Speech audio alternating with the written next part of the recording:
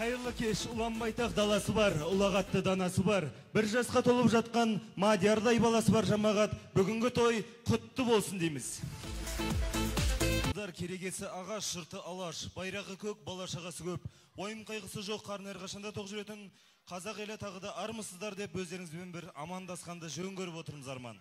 Ай, бәрекелді. Дұрыс айтасың Арман, тойымыз әрмен қарай жалғастырмастан бұрын мен сені жақсылап бір таныстырып жүрсем деп тұрмын.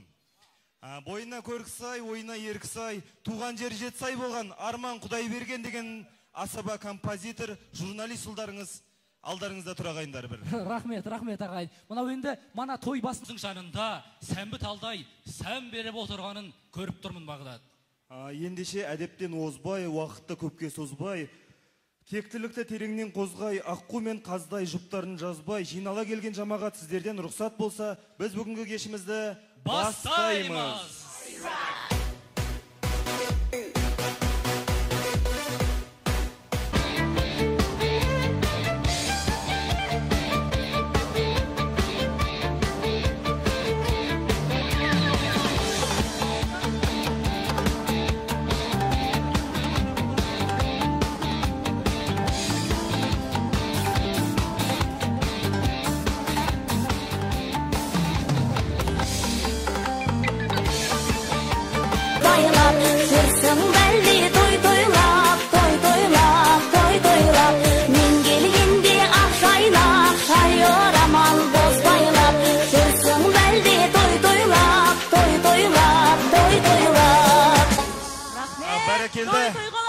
Жадыра, сізді бір минутқа сізді жарнама ретінде таныстырып өтсек. Өзінің авторлық әні Арман-ай.